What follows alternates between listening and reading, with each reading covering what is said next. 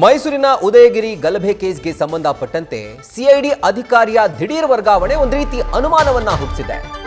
ಇನ್ನು ಮೈಸೂರು ಸಿಸಿಬಿಗೆ ಮೊಹಮ್ಮದ್ ಶರೀಫ್ ರಾವುತರ್ ವರ್ಗಾವಣೆಯಾಗಿದ್ದಾರೆ. ಸದ್ಯ ಉದಯಗಿರಿ ಗಲಭೆ ಕೇಸ್ ತನಿಖೆಯನ್ನ ಸಿಸಿಬಿ ನಡೆಸ್ತಾ ಇದೆ.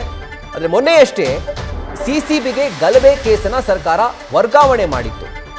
ನಾಳೆ ಉದಯಗಿರಿ ಠಾಣೆಗೆ ಗೃಹ ಸಚಿವರು ಭೇಟಿ ನೀಡಲಿದ್ದಾರೆ. ಅವರ ಭೇಟಿಗೂ ಮುನ್ನಾನೇ ಅಧಿಕಾರಿಯ ವರ್ಗಾವಣೆ ಆಗಿರೋದು ಒಂದು ರೀತಿ ಅನುಮಾನವನ್ನ ಹುಟ್ಟಿಸ್ತಾ ಇದೆ. ಸಿಐಡಿ ಅಧಿಕಾರಿ ಮೊಹಮ್ಮದ್ ಶರೀಫ್ ರಾವುತರ್ ಈಗ ವರ್ಗಾವಣೆ ಆಗಿರುವಂತಹ ಅಧಿಕಾರಿ.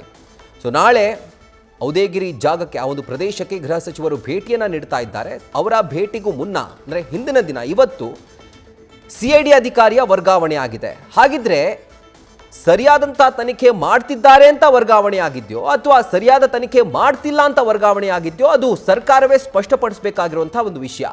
ಆದರೆ ಸರಿಯಾದಂಥ ತನಿಖೆ ಮಾಡ್ತಿದ್ದಾರೆ ಅಂತ ಅಲ್ಲಿರೋ ಸ್ಥಳೀಯರೇ ಹೇಳ್ತಿರುವಂತಹ ಸಂದರ್ಭದಲ್ಲಿ ಅಥವಾ ಅವರು ಈ ಒಂದು ತನಿಖೆಯಲ್ಲಿ ಭರವಸೆಯನ್ನ ವ್ಯಕ್ತಪಡಿಸ್ತಿರುವಂತಹ ಹೊತ್ತಲ್ಲಿ ಈ ಅಧಿಕಾರಿಯ ವರ್ಗಾವಣೆ ಯಾಕೆ ಅನ್ನುವಂಥದ್ದು ಸಾರ್ವಜನಿಕರ ಪ್ರಶ್ನೆ.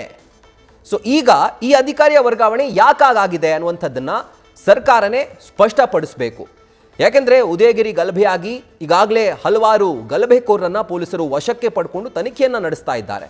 ಸೊ ಇದೇ ಸಂದರ್ಭದಲ್ಲಿ ಈ ಒಂದು ಕೇಸ್ನ ಹೆಚ್ಚಿನ ತನಿಖೆಗಾಗಿ ಸರ್ಕಾರ ಸಿಸಿಬಿಗೆ ವರ್ಗಾವಣೆ ಮಾಡಿತ್ತು. ಇನ್ನು ವರ್ಗಾವಣೆ ಮಾಡಿದಂತಹ ಸಂದರ್ಭದಲ್ಲಿ ಅದೇ ಸಿಸಿಬಿ ತಂಡದ ಅಧಿಕಾರಿಯಾಗಿರುವಂತಹ ಮೊಹಮ್ಮದ್ ಶರೀಫ್ ರಾವುತರ್ ವರ್ಗಾವಣೆ ಮಾಡಿ ಸರ್ಕಾರ ಮತ್ತೊಂದು ಆದೇಶವನ್ನು ಈಗ ಹೊರಡಿಸಿದೆ. ಹಾಗಿದ್ರೆ ಇದರ ಅರ್ಥ ಏನು? ಇದಕ್ಕೆ ಸರ್ಕಾರನೇ ಸ್ಪಷ್ಟೀಕರಣ ಕೊಡಬೇಕು.